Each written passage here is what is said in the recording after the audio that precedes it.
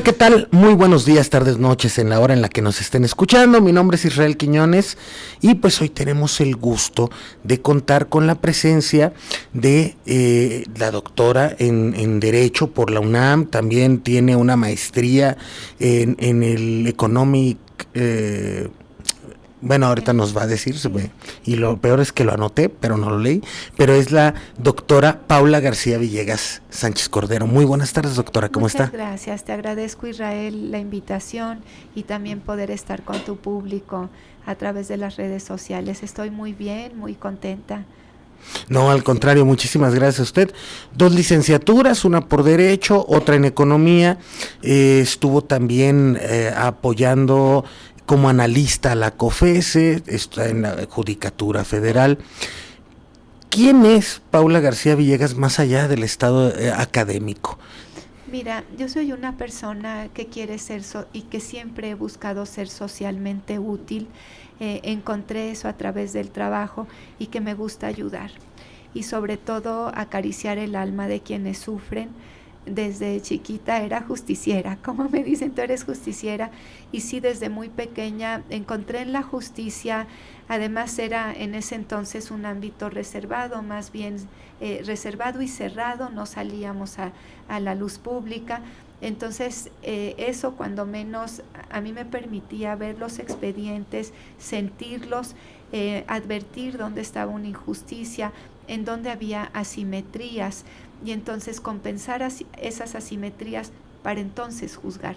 Tú no puedes juzgar cuando hay una situación de desventaja de una de las partes. Tú tienes que compensar, y una vez que compensas las desigualdades, entonces juzgas para delimitar derechos, para ampliar derechos fundamentales, para fortalecer la democracia, las instituciones del país. Y esa soy, una persona que enamorada de la justicia, nací con vocación de juzgadora y que quiero servir. Esa es mi misión, y ayudar siempre al mayor número de personas. Si los alcances, y vas a decir, Israel, ¿cómo ayudar si la justicia es neutralidad? Desde luego que sí, pero las sentencias tienen alcances. ¿Cómo ayudas, por ejemplo, con derechos de la niñez? Si tú dices a un niño, niña o adolescente que tiene una familia disfuncional y que están peleando la guardia y custodia, si lo sacan en horario escolar, pues lo están revictimizando. Entonces tú puedes emitir un criterio en donde digas, si le van a hacer la prueba psicológica tiene que ser en la tarde, y así proyectas a todas las infancias esto. Otro caso también, apellido materno antes que paterno. Ese viene del Juzgado Segundo de Distrito en materia administrativa de el entonces Distrito Federal, hoy Ciudad de México, en donde al llegar un caso, eran unas mellizas, yo dije, a ver, ¿qué puedo hacer para ayudar al mayor número de personas y por el feminismo, para llegar a una situación de un patriarcado a la igualdad? Porque no es pasar al matriarcado, sino de un sistema patriarcal a un sistema igualitario, que los padres elijan el apellido materno antes que el paterno.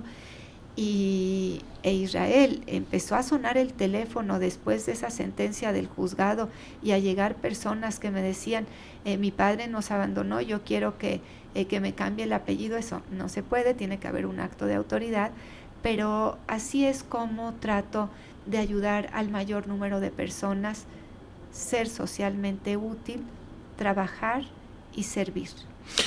Lo que menciona, doctora, es sumamente importante porque me parece que efectivamente vivimos en una sociedad con asimetrías sociales, asimetrías jurídicas.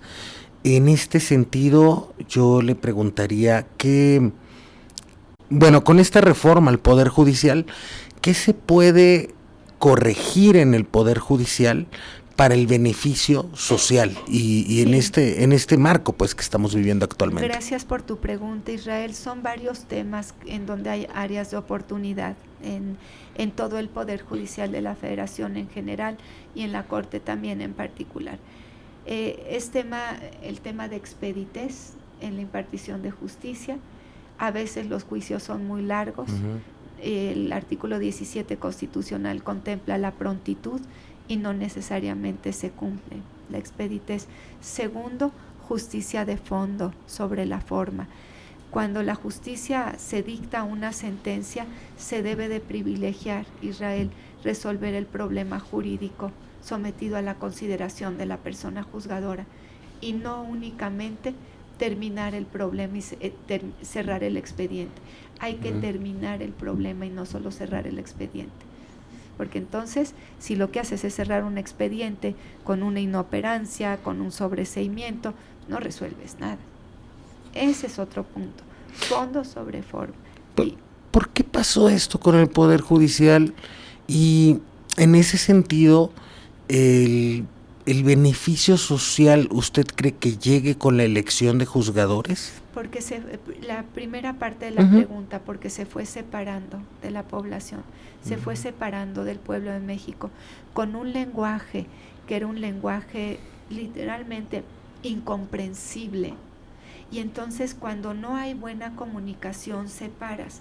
Había que traducir las sentencias del lenguaje jurídico incomprensible al destinatario de la sentencia y a la persona justiciable que acudía ante los tribunales a que se resolviera su conflicto. Claro. Un lenguaje totalmente alejado de la realidad. Tiene que haber técnica, sin duda, pero eso no significa que sacrifiques el lenguaje cotidiano, el lenguaje accesible. ¿Quién es el destinatario? Claro. De la sentencia. El destinatario es la persona justiciable. Entonces yo creo que esa fue parte de la separación del propio Poder Judicial de la Federación, los tecnicismos al momento de emitir una sentencia, que no había necesariamente en todos los casos justicia de fondo, había una justicia más de forma y que además no era expedita. Son áreas de oportunidad, Israel. Y una extra quizá, además del lenguaje cotidiano, la falta de expeditez, el lenguaje y la parte relativa al fondo sobre la forma, que también el acceso efectivo a la justicia era poco, no toda la población tenía acceso a los tribunales. Sí. Y cuando a mí me dicen eso, bueno, ¿va a beneficiar o no va a beneficiar la justicia? Mi respuesta siempre es, depende de las personas juzgadoras que se elijan. Si es un buen perfil, Israel, se fortalece el sistema de impartición de justicia. Si es un perfil que trabaja poco, pues entonces ahí se va a llevar esto. Y si es un mal perfil, se va a debilitar.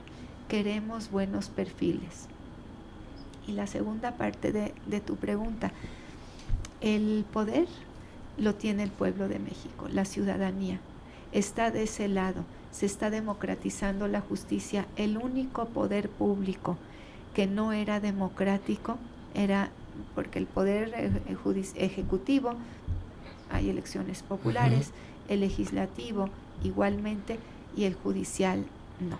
Entonces es una oportunidad histórica para que sea justamente las y los ciudadanos quienes elijan a sus juzgadores, analicen los perfiles. Yo quiero que esta reforma funcione, como lo he dicho en otras ocasiones. Quiero que gane México y quiero que las personas justiciables sepan que debemos estar cercanas y que es una oportunidad histórica para atender estas áreas de oportunidad. Se ha comparado en este momento, hay un tema, ¿no?, de lo que ocurrió en 1998, 99, que el entonces presidente Zedillo dice, vamos a cambiar la corte, pero esta corte pues la voy a poner yo, ¿no? Y después de ello, la otra reforma judicial que se da es esta que impulsó primero el presidente López Obrador, con quien, por cierto, no puedo dejar de mencionarlo, la exministra Olga Sánchez Cordero fue secretaria de Gobernación, la primer mujer secretaria de Gobernación, que a veces lo dejamos muy de lado, pero fue un acto simbólico. Gracias. Y político potente. Muchas gracias. No, al contrario, porque tuvimos el gusto de trabajar con ella cuando Teléfonos de México quiso irse encima de los trabajadores, ¿no? De decir, bueno, es que la asimetría en la regulación, es culpa de los trabajadores, pero ella nos apoyó. El problema se hizo un poco más grande después, pero esa es otra historia que sí le quiero preguntar al final también, porque la materia de competencia económica, de justicia regulatoria, es un tema que, como usted bien decía, el lenguaje parece algo muy técnico y hacen que la gente no se interese por ese tipo de cuestiones, pero en este sentido se hace esta reforma judicial. Efectivamente nos parece una oportunidad de oro para el pueblo mexicano, pero entonces, ¿qué va a ocurrir después del 1 de junio? Me refiero, se van a elegir ya ministras y ministros, ya no los puso el presidente, no los aprobó el Senado, pero ¿qué piensa usted que va a suceder? ¿Sí vamos a ver cambios importantes de fondo o vamos a tener también que esperar, como en algunos cambios, ¿no?, que se van muy paulatinos? Depende mucho de qué personas juzgadoras llegan a los cargos. Nosotros necesitamos los mejores perfiles, quienes ya conocen, quienes ya saben. Mira, yo tengo, Israel, 28 años en el Poder Judicial de la Federación y 14 como juzgadora, con alrededor de 25,000 sentencias dictadas en estos últimos 14 años, ya sea como jueza de distrito en forma individual, como magistrada ponente o en la revisión de asuntos de mis compañeros magistrados y magistradas. Y sí pienso, te lo digo con la mano en el corazón, que la experiencia que tiene una persona va a hacer la diferencia entre si funciona o no y si tiene beneficios esta reforma o no.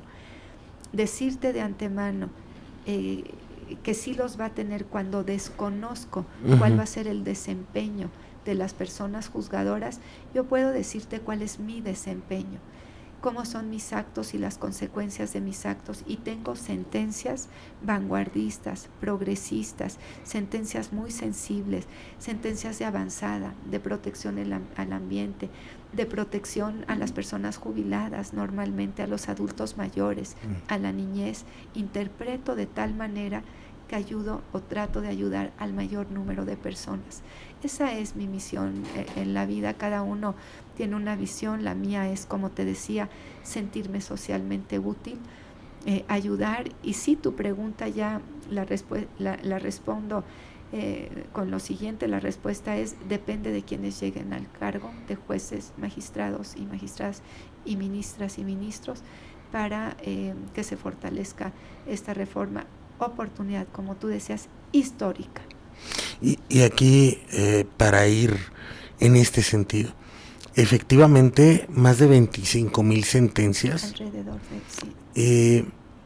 Y a mí este cuestionamiento, ¿cuál es la que le tiene más orgullosa del trabajo jurídico? Que usted diga, híjole, esto que hice le cambió la vida a alguien. Sí. Y que el Poder Judicial sirvió a la gente. Sí, y duró después poco, porque el legislativo luego creo que derogó ese artículo, pero defendía a las trabajadoras sexuales de aquí de la Ciudad de México. En ese momento nadie se atrevía a voltearlas a ver, y yo dije, no les voy a voltear la cara, porque prefiero perder mi puesto y lo aventé por delante a sentirme que no me podía ver a los ojos posteriormente. Estamos hablando de 2013, en donde se llevó a cabo todo el procedimiento. La sentencia la emití por ahí de enero de 2014, y ellas serán las invisibilizadas, marginadas, excluidas y llevadas a las mujeres sin derechos, familiar, social e institucionalmente hablando.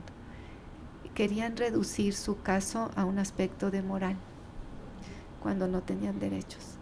Y en ese momento era un asunto muy complicado, porque había que delimitar ilícitos como el de trata de personas, por un lado, altamente penado por el derecho internacional y nacional, y el de pornografía y prostitución infantil. Ellas, empecé a delimitar el tema, ellas acudían por propio derecho, mayores de edad y mexicanas y mexicanos algunos. Entonces ese es un caso, pero tengo varios, Israel, porque Soy juzgadora enormemente sensible, protectora de derechos humanos y además con temas muy particulares míos de grupos en situación de vulnerabilidad.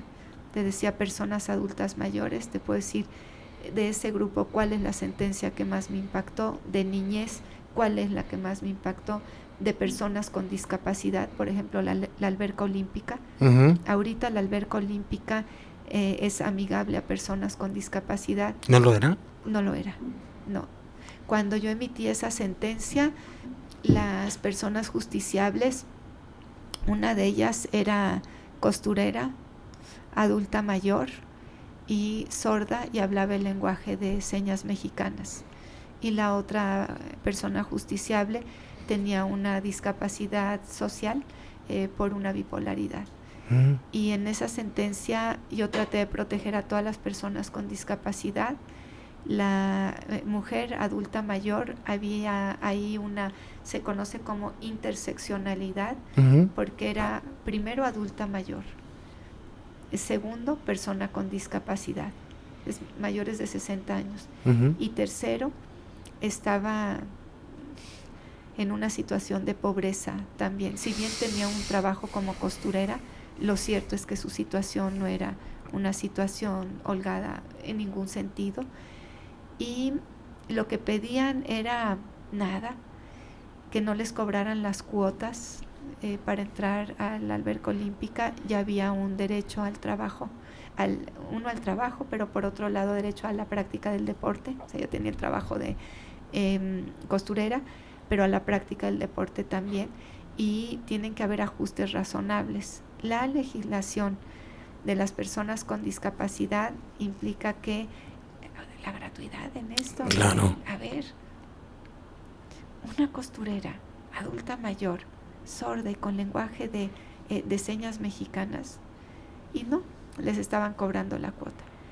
Y yo me fui a una protección de una vez. Hay distintos tipos de discapacidad, una es la motriz, otra es la sensorial, otra es la discapacidad mental, otra es la social. Y de una vez, para que se arreglara todo, con lenguaje de señas para ella, lenguaje braille para las personas con discapacidad visual, accesibilidad con rampas de entrada y de salida, y silla para que la metieran a la alberca. Sí, por todo lo que necesitaban. Esa yo creo que es para mí la más importante en lo que son personas con discapacidad. De justicia social, quizá la de los trabajadores migrantes que se fueron a los Estados Unidos de 1942 a 1962. Ah, de los braceros. Sí, resolví la sentencia de los braceros. Esa sentencia me marcó. Les di la razón. Les quitaron el 10% de su sueldo, que lo depositaban en un banco norteamericano. Cuando ellos se van, a ellos les quitan su ropa y los fumigan. Eso está en la sentencia. Y protegen sus partes íntimas con los documentos oficiales. Se fueron 5 millones de personas. Y cuando regresan a México, su dinero ya había desaparecido. Nunca recibieron justicia. Hubo una ley de un fideicomiso se llamaba para los exbraceros, trabajadores migrantes agrícolas. Les dieron 38,000 pesos que no correspondían, dádivas, y yo les di sus derechos, lo que les correspondía. ¿Por qué, por ejemplo, ese tema tan doloroso, lo de la discapacidad? Y bueno, le comparto, por ejemplo, yo tengo 2 hijos neurodivergentes, ¿no? El autismo. Pero ¿por qué ese tema tan doloroso de las personas con mayor vulnerabilidad? Este tipo de sentencias que deben de ser históricas, como el tema de los braceros. ¿Por qué piensa usted que, por ejemplo, los medios no las han dicho tanto, sino nos importa más, quizá en este sentido, y perdón que haga esta pregunta, la familiaridad que el trabajo? Este tema, primero, como te decía, yo a mi madre le debo la vida. Y estaré agradecida con mis padres porque cada respiro en este planeta lo tengo gracias a ellos. Ahora, una vez precisado eso, estoy totalmente separada de mi trabajo, del trabajo de mi madre, de mi padre, de mis hermanos. Cada uno tenemos nuestro propio ámbito, nuestro propio desempeño. Los cargos públicos que ha ocupado mi madre, como bien dice, primera mujer secretaria de Gobernación, ministra de la Suprema Corte de Justicia de la Nación por 21 años, fue una ministra progresista, vanguardista, dejó un legado enorme en términos de derechos humanos, dejó cimentadas tantas bases, los cimientos ahí están, de mi madre, y están las tesis de jurisprudencia. Fue presidenta del Senado de la República, también llevó los temas de la Corte de Derechos Humanos a la legislación, una reforma constitucional que ayudó a 12 millones de mexicanos en el extranjero, que obedeció a la iniciativa que mi madre presentó de la nacionalidad mexicana con el jus sanguinis.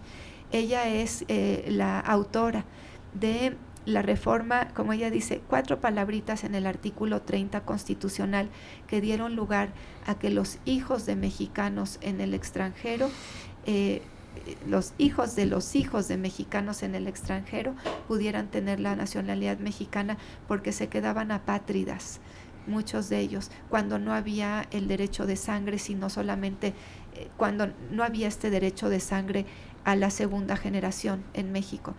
Solamente teníamos el derecho de suelo aquí. Cualquier extranjero, padres extranjeros, que nace su hijo aquí es mexicano por nacimiento, por el jus soli, pero y el jus sanguinis, solamente el derecho de sangre no había en segunda generación, se quedan apátridas los mexicanos. Parece algo sencillo, pero es algo fuertísimo. Le dio la nacionalidad mexicana a 12 millones de mexicanos en porque el te quedas sin derechos. Sin derechos. De nada. Entonces fue presidenta del Senado de la República, primera mujer notaria del entonces Distrito Federal, diputada constituyente de la Ciudad de México, profesora universitaria. Es decir, el ámbito laboral de mi madre, el legado que le ha dejado a su país, la humildad con la que ha trabajado, lo aterrizada que está siempre, lo generosa que es, la hace una mujer diferente. Lo muy contenta que está de ver a la primera mujer presidenta de la República. Ella estaba feliz cuando la doctora Claudia Sheinbaum Pardo llegó a la presidencia como primera presidenta de los Estados Unidos mexicanos. Mi mamá no cabía de la alegría, del gozo, de la satisfacción. La doctora Sheinbaum está llevando al país con una verticalidad, con una forma y un desempeño asombroso. Nos está llevando a buen puerto, y ese es el trabajo de mi madre. Mi trabajo habla por sí mismo. Como he sido vertical, independiente, imparcial, incorruptible, con sentencias vanguardistas, no me he prestado a ningún interés más que al interés superior de mi nación, más que a interpretar la Constitución de manera que advierta esos cambios sociales. Y eso a veces pienso, Israel, que las personas honorables, trabajadoras y rectas, como tú bien dices, hay intereses que no quieren que lleguemos. Por eso desvían la atención. Y para mí, Israel, la justicia la vi siempre como mis últimas oportunidades. Yo decía con cada expediente, ¿qué tal si mañana no voy a tener la oportunidad de servir? ¿Qué tal si no va a haber un día siguiente para ver en dónde puedo ayudar? Claro. Entonces, por eso tengo tantas sentencias, y yo quiero que vean las fechas, porque defender a los animales como seres sintientes, animales de la vida silvestre, en 2015, pues no es lo mismo hacerlo ahorita, en 2025, en donde hay una reforma constitucional de diciembre del año pasado, de 2024, donde ya se les eleva como titulares de derechos y como seres sintientes, en 2024, diciembre. Hacerlo en 2015, como jueza, en solitario. Ahí cambió usted muchísimas cosas, sobre todo en el tema de la Ciudad de México. Sí. Esa parte sí es muy conocida, pero se conoce que fue en la Ciudad de México, más no dicen que fue Paula García Villegas. No, ellos tenían en su constitución, también ahí con mucha humildad te lo digo, claro. La Ciudad de México ha sido una ciudad progresista, efectivamente la constitución es de 2016, ahí se contempla ya a los animales como seres sintientes en la claro. Constitución de la Ciudad de México. Yo la sentencia la emití en 2015, pero aquí ya traían el tema. Es cierto, la emití antes, pero no sé si mis alcances llegaron a tal grado de... Sí se conocen las sentencias, pero de ser la portadora de los derechos de los animales en la Ciudad de México, no creo. También te lo digo con humildad, pero sí generé mucho espacio abriendo ese camino dentro del Poder Judicial. Ahora, en este sentido... Porque hay que tener humildad, mucha... Sí, es importante, sí. Pero también reconocernos en que somos buenos, importantes. Y digo esto porque sus servidores de Guadalajara... Y esas sentencias pues sí las empezaron a comentar en radio, en radios de noticias, sobre todo de la Ciudad de México, ¿no? Pero es muy interesante esta parte para saber, bueno, no es de ahorita su carrera, no es por esta situación de familiaridad, pero lo más importante de esto es además saber, bueno, la doctora Paula García Villegas, ¿qué piensa también en este caso del tema de el derecho laboral dentro del Poder Judicial? El reclamo siempre fue que las juntas se alargaban los procesos, se desaparecen a las juntas, además del tema de corrupción, ¿no? Pero se hace una reforma en el 2019 que ahora el derecho laboral, los acuerdos, todo esto que refiere a la disputa de cuestiones obrero-patronales, pues cae y recae en el Poder Judicial de la Federación por medio de juzgados de lo laboral. Pero ¿qué piensa usted? Y en este caso, ¿hacia dónde podría empujar esta nueva Suprema Corte de Justicia de la Nación todo lo referente a los derechos de las y los trabajadores? Es muy importante tu pregunta, pero además sabes mucho, porque efectivamente la reforma laboral, el impacto que tuvo en el Poder Judicial de la Federación es tal cual, como lo dices, desaparecen las juntas y se crean los juzgados de distrito en materia laboral.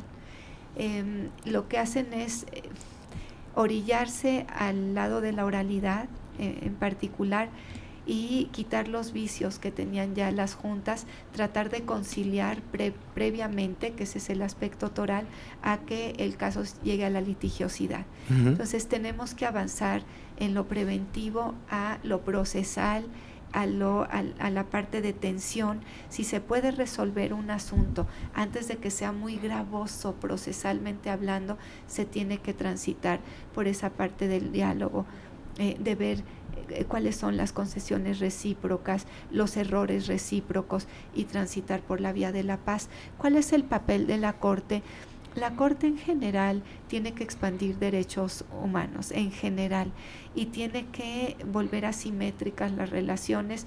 Necesitamos un México más justo, y me refiero justo socialmente hablando, en donde existan mínimos vitales de lo que se conoce como DESCA, de los derechos económicos, sociales, culturales y ambientales. Si no hay esa base, entonces no puede haber movilidad social. Si no hay un ejercicio que están en la Constitución, Israel, no es algo que yo esté diciendo en una forma desproporcional. No podemos tener un México con sectores completos que no tienen un derecho a la vivienda, que no tienen derecho a mínimos alimentarios, y esta vivienda sin servicios públicos como agua potable, mínimo vital de agua potable, energía eléctrica, entre otros, movilidad para que lleguen a su trabajo y posteriormente a su hogar. Necesitamos además el derecho, como lo dije en la plática hace rato, a la recreación, a la práctica del deporte, el derecho de acceso a la protección de la salud, y entonces sí podemos hablar de otros derechos. El derecho a la educación, están interrelacionados, y lo mismo lo referente al ámbito laboral. Si no tienes, ¿cómo vas a llegar a tu trabajo? Si no tienes en esta interrelación de derechos los otros temas satisfechos. Le escuché decir algo, en este punto, no puedo evitar este pequeño punto. Le escuché decir algo que solo lo escuché decir de un político europeo, que era Jeremy Corbyn: el derecho al ocio. Sí, fíjate que hay en la actualidad algo que se conoce como burnout en los centros de trabajo. Cuando tú ya estás en términos laborales en un punto de tensión y es extenuante lo que es la jornada o el trabajo, ni siquiera eres productivo, al contrario, y se empieza a generar conflicto adentro del trabajo, hostigamiento laboral, hostigamiento sexual. Tú tienes que parar ahí, y si paras ahí, das ese poquito de derecho al ocio, el regreso de esa persona trabajadora es productiva, eficiente, con un ámbito laboral adecuado, tienes que tener compasión, y no me refiero a la religiosa, compasión de las situaciones que están viviendo las personas. Somos muchos en este momento en el planeta Tierra. En 2018 alcanzamos los 8,000 millones de habitantes. Y aumentamos, pues yo vivo también en este planeta, aproximadamente 80 millones por año. Entonces, hay tensión, hay poco trabajo, hay poca seguridad social, hay pocas viviendas, pocas áreas también verdes. ¿Por qué? Porque somos demasiados. Animales en peligro de extinción, una crisis climática. ¿Cómo quieres? ¿Cómo se están estirando las relaciones personales y laborales? Entonces, este derecho al ocio lo que hace es destensar. Yo sé que te llama la atención, pero no me estoy refiriendo a un derecho al ocio que no haga nada, que no sea productivo, ¿no? Ve lo que dije en la plática, en la conferencia. Regresan con mayor productividad, con alegría, con ganas de sumar en lugar de restar. Porque tú identificaste a esa persona que ya está más allá de lo que puede dar y que necesita un poco de compasión, porque quiere ser así. Porque también te voy a decir una cosa, también hay quienes de plano dices, es error tras error tras error, mala fe, descompone el ambiente laboral, lastima. Son muy pocas las personas, pero también hay, llevo 28 años trabajando en la justicia, son extremos que dices, no hay nada que hacer, ahí sí, pero la mayoría de las personas estamos en unos corchetes donde necesitamos un respiro de vez en cuando, donde sabemos lo que significa esto y las oportunidades que nos da la vida de tener un trabajo. Es muy importante, y que es un derecho también. Uy, sí, claro, 123 constitucional y artículo 5º, tanto apartado A como apartado B, y artículo 5º constitucional de elegir el trabajo siempre y cuando sea lícito, pero claro que sí. Y para ir cerrando, doctora, no puedo dejar de lado el tema de su visión acerca del tema de competencia económica, como se lo había anunciado un poquito antes. Sí. Creo que el 6º constitucional habla del derecho del acceso a las TICs de las y los mexicanos, habla sobre el derecho a la información, y nos parece que en este momento realmente, bueno, a opinión de nosotras y nosotros, nos parece que el actual 28 constitucional y sus derivados, como la Ley Federal de Telecomunicaciones y Radiodifusión, sesgan y hacen un golpe muy fuerte al derecho a la información, sobre todo, porque si, por ejemplo, en este caso los medios tradicionales o electrónicos o la TDT atendieran a cosas importantes y no al rating, como escuchar quiénes están participando en una elección judicial histórica, mucho más gente estaría informada en lugar de ver que se están jugando malos partidos de fútbol, ¿no? O en su defecto, podríamos tener mayor acceso académico, telemedicina, teleeducación, y forjar derechos importantes en este sentido. ¿Qué opinión, qué le deja a usted este modelo de competencia económica que llevamos en nuestro país? Y una pregunta muy, muy clara, si usted vería adecuado que la Suprema Corte, que los juzgados especializados que se crearon para este tipo de diferendos técnicos, deberían de tener un papel mucho más importante que el que han tenido hasta el día de hoy. Son varias preguntas en una, y reitero y subrayo lo que te dije, sabes mucho. Conoces bien los artículos constitucionales, realmente es admirable. Y todas las reformas que hemos tenido, efectivamente el acceso a la información está en el artículo. Ya poco puedo responder después de que te echaste tú una cátedra. El acceso a la información ciertamente está en el artículo 6º constitucional, lo referente a las TICs, que son las tecnologías de la información, y a la conectividad que está relacionada con esta. Acaba de haber una reforma constitucional para que se acerque igualmente las tecnologías de la información y a la interconectividad a todo el país. Creo que eso es un punto fundamental para poder tener una base pareja para la ciudadanía, sobre todo para la niñez y la adolescencia, para entonces poder, lo que te decía en la pregunta anterior, tener ascensos sociales ya en función del mérito, pero si tú no tienes bases mínimas no puede haber. El acceso a la información es un derecho humano, no se puede restringir. Y lo relativo a los juzgados subespecializados, porque salen de la materia administrativa, en radiodifusión, telecomunicaciones y competencia económica, se crean por ahí de 2013, 2014, y fíjate, en otra legislación, yo soy ambientalista, eligieron esta área de telecomunicaciones, competencia económica y radiodifusión, cuando también la Ley Federal de Responsabilidad Ambiental establecía en los transitorios la obligación de la creación de tribunales en materia ambiental.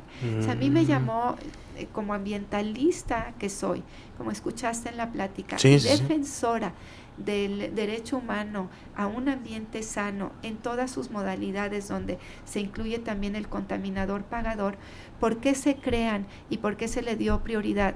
Claro que no hay presupuesto suficiente que alcance a las demandas sociales, claro que no hay presupuesto suficiente que alcance para una justicia subespecializada en el resto de los temas. La materia ambiental está en la materia administrativa, la de competencia económica, radiodifusión y telecomunicaciones estaba en la materia administrativa. Ella sí sale, la ambiental no sale, la ambiental se quedó con nosotros. ¿Cuál es más importante? Pues depende qué juzgador seas. Para mí la ambiental, porque sin ambiente sano no hay vida. Ahora bien, la última parte de tu pregunta, con relación a los monopolios, a las concentraciones y en general a las prácticas monopólicas, tenemos una iniciativa de reforma constitucional. A pesar de que estoy en plena campaña electoral, sigo dando clases porque soy profesora universitaria y llevo 27 años siendo profesora universitaria y me tengo que mantener actualizada. Porque si no, como tú, las preguntas que me haces, imagínate que no le pueda contestar a nivel posgrado a mis alumnos, y al alumnado y a mis alumnas. La leí, la primera parte se está reformando todo lo relativo a la Ley Federal de Competencia Económica 28 constitucional, tiene un impacto tal y se está creando que se llama Comisión Nacional Antimonopolio, lo que se está presentando. Entonces sí hay un giro distinto que vamos a ver, no se ha aprobado, acuérdate que la detuvieron en este momento, cómo se va a aterrizar en el Poder Legislativo esta reforma constitucional. En este momento está paralizada, vamos a ver qué aspectos sí se adecuan y qué aspectos no. Entonces lo que te podría decir es que tenemos que transitar a un México más justo, en donde no exista esa concentración en pocas manos que genere un desequilibrio en los mercados. Las prácticas monopólicas dañan a los mercados justamente porque el precio de los productos aumenta al tener una sola oferta por una sola persona. Ahora, ¿cómo tiene que ver la Suprema Corte esta reforma constitucional? Estoy en un proceso, en esta reforma legal más bien, estoy en un proceso de elección popular y fui jueza, después magistrada y aspiro a ser ministra. Si esa ley llega a analizarse la constitucionalidad por parte de la Corte, yo no quiero declararme impedida por estar hablando aquí sobre el proyecto de ley, porque sí me gusta resolver los asuntos, particularmente los complejos, y me reto intelectualmente con cada asunto complejo. Entonces, por eso es que no me quiero declarar. Y además, la madera de una persona tú la mides no en los asuntos sencillos donde no hay cuestionamiento, sino en lo verdaderamente complejo. Ahí mides la altura de alguien, cómo le entra a los problemas, cuáles son los alcances de sus sentencias. Yo sé trabajar, Israel, en cuerpo colegiado, porque llevo como juzgadora de lo que es jueza de distrito de 2010, diciembre de 2010 a marzo de 2016. Y como magistrada de circuito en cuerpo colegiado de marzo de 2016 a la fecha. Para cerrar, tenemos una duda y yo creo que eso nos lo puede explicar usted, doctora. Y nos parece sumamente importante. La boleta es una cosa maravillosa para votar por juzgadores. ¿Qué número le tocó? Ay, muchas gracias. Sí, no, al contrario. Pregunta. Estoy en la boleta morada. Okay. Estoy con el número 12 en esa boleta morada, con el nombre más grande. Yo soy García Villegas, Sánchez Cordero, Paula María. Y ahí estoy a sus órdenes el 1 de junio. Denme un voto de confianza, porque Paula defiende lo tuyo. Entonces, sí quisiera que me permitieran servir desde la Corte. Tengo mucha experiencia y puedo darle alcance a los derechos humanos en forma muy amplia. Denme ese voto de confianza. Boleta morada número 12. Israel, no se van a arrepentir. Muchísimas gracias, doctora. Gracias, se lo agradecemos muchísimo. Y pues bueno, muchísimas gracias y estamos aquí en contacto. Gracias. Gracias a ti y a tu auditorio también.